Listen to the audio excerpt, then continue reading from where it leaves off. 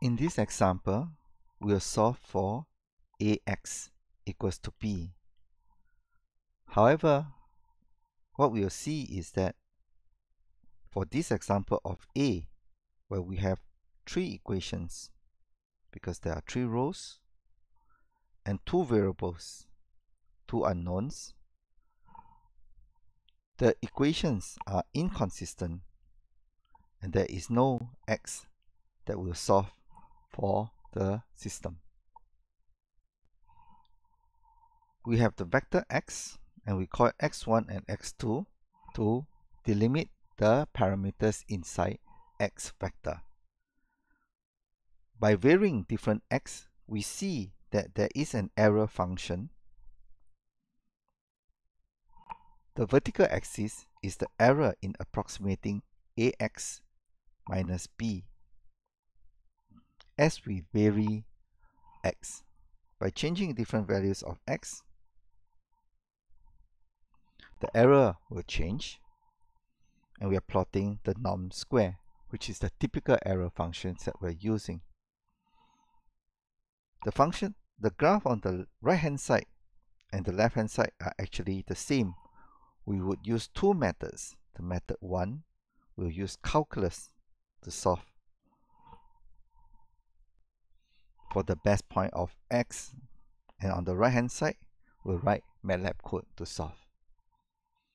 Both these examples shows that there are other ways to perform least square solutions for ax equals to b.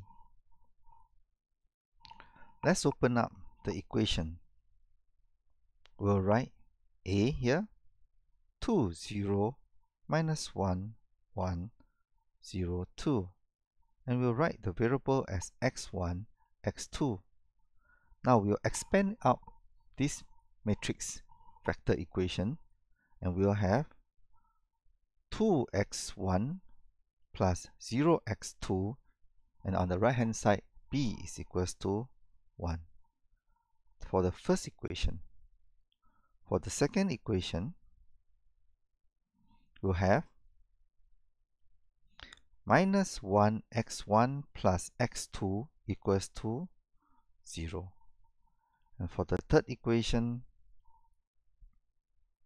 we'll have 0x1 plus 2x2 is equals to minus 1. We have three equations and two unknowns, and we can try to solve for it. What are we solving? We are trying to minimize the error, as in ax minus b, which is the error, the norm of the error, square. We're trying to minimize this cost function. We'll set fx to be this cost function, and we want to find x that minimizes this function. To do that in calculus, we perform derivative of the fx with respect to the vector x. But in our case, because x is not single variable, it is multivariable, we perform partial derivative. So we find x1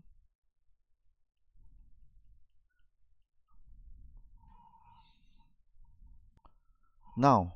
What is these equations? Well, we have already gotten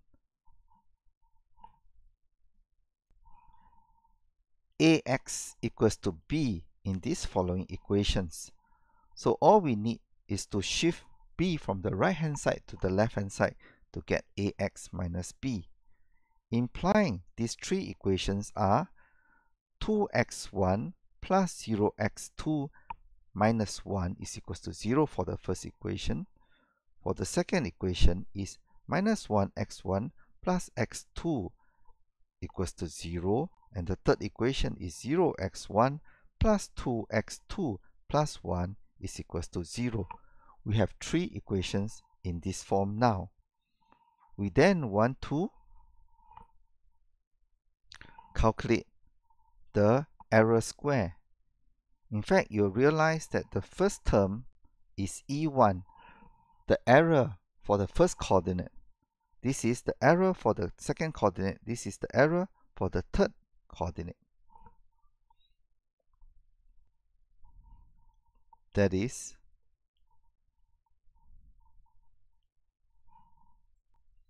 the three equations are here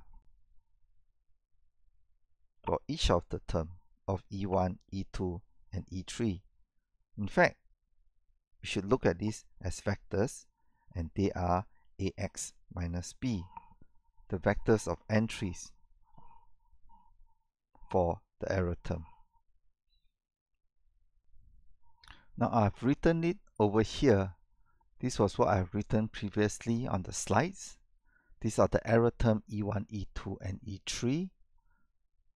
And what we now have to compute is ax minus b norm square.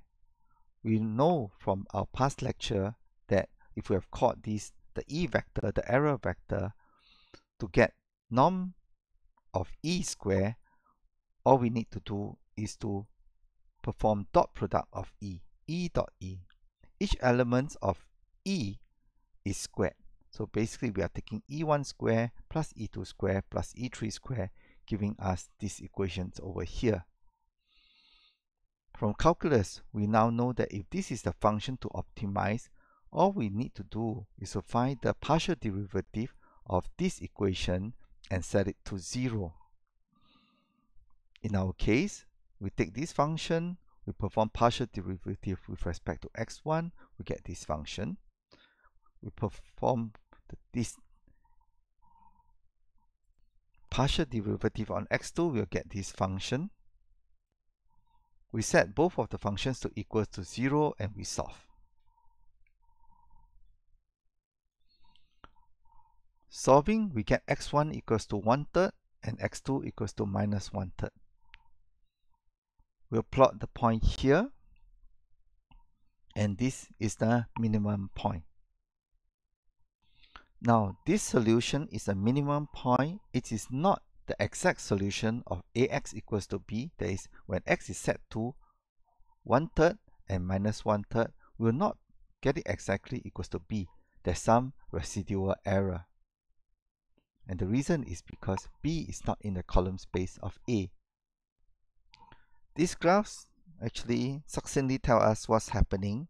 This is the point B, and when we have found x being 1/3 and minus 1/3, we have gotten into this point, the best point on the column space of A, nearest, producing the nearest point to B, implying the smallest error. What about any other point? For example, a point here, a point here, and a point here. By doing that, we are actually varying x1 and x2. So if we want to plot the error surface, the error that will be found if we have used a different x, we are going to write some software. What this software does is, first we set up the equation of A equals to 2, 0, minus 1, 1, 0, 2, and set up B 1, 0, minus 1, and we create a mesh grid of x, meaning that we are going to create a grid like this, and this is x1 and this is x2 from the range of minus 1 to 1 at steps of 0.1. You can see the equations more clearly if I have erased this. What we then do is simple. We are going to loop across all x1 and x2,